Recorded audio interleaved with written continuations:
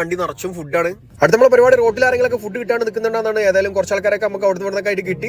ഖത്തറിനെ സംബന്ധിച്ചിടത്തോളം ഒരുപാട് ടെന്റുകളും അതുപോലെ തന്നെ പുറത്തൊക്കെ നല്ല രീതിയിൽ തന്നെ ഫുഡ് കിട്ടുന്നതുകൊണ്ട് കുഴപ്പമില്ല.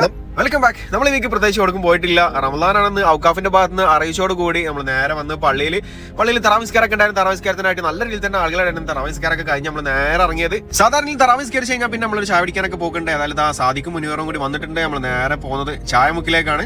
അങ്ങനെ നമ്മൾ ചായമുക്കിലെത്തി സാദിക്കുന്നെല്ലാം കാണിക്കുന്നുണ്ട്. ഏതായാലും ചായമുക്കിലിന്റെ സാധാരണ രീതിയിലുള്ള തിരക്കൊന്നുമില്ല. ഏതായാലും നമ്മൾ ചായ അടിച്ച് പെട്ടെന്ന് അവിടെ ഇറങ്ങാനുള്ള ഒരു പ്ലാനിലാണ്. ചായ ഓർഡർ ചെയ്തിട്ടുണ്ട്. കടികളൊന്നും ഒന്നും കാണുന്നില്ല. ചെറിയ രീതിയിലുള്ള സ്നാക്സും ചായ എല്ലാം കുടിച്ച് നമ്മൾ നേരെ അവിടെ നിന്ന് ഇറങ്ങി. നമ്മൾ നേരെ പോകും നമ്മളെ ബോസ് കാത്തുണ്ട് എസ്ഗാവ സൂക്കിലുള്ള യാത്ര. അത്യാവശ്യം നല്ല തിരക്കുണ്ട്. നോമ്പായതുകൊണ്ട് തന്നെ എസ്ഗാവ സൂക്കൊക്കെ ഇങ്ങനെ നിറഞ്ഞു വൈകുന്നുണ്ട്. ഏതായാലും നമ്മളെ ബോസിനെ കാണാനായിട്ട് നമ്മൾ പോകുന്നത്. നമ്മളെ ബോസ് ഇതാ ഇരിക്കുന്നുണ്ട് വണ്ടിയിൽ. വണ്ടി കാലത്ത് ബാംഗ്ലൂർ റൗഡിയും ശേഷം ദുബായിൽ പോയിട്ട് A to Z ഫുള്ള് കളിക്ക് കുടിച്ച് തിരിച്ച് നേരെ ഖത്തറിൽ വന്ന് ഖത്തർ മൊത്തത്തിൽ ടാക്സി ഓടിക്കൊണ്ടിരിക്കുകയാണ് ആള്. ഏതായാലും ഇപ്പോൾ പാനൂർ റെസ്റ്റോറന്റ് ഫ്രണ്ടിൽ എത്തിയിട്ട് ഇവിടുന്ന് ഒരു ചായ കുടിക്കാൻ ആക്കിയിട്ടുണ്ട്. ചായ കുടിച്ച് നമ്മൾ നീണ്ട 2 മണിക്കൂറോടെ സ്പെൻഡ് ചെയ്തു. നാളെ ആദ്യത്തെ നോമ്പല്ലേ നേരത്തെ ഈ കൊല്ലത്തെ ആദ്യത്തെ അത്താഴം കൊടവാർ റെസ്റ്റോറന്റ് ആക്കുന്ന നമ്മൾ നേരെ കൊടവാർ റെസ്റ്റോറന്റിൽ വന്ന് ചായ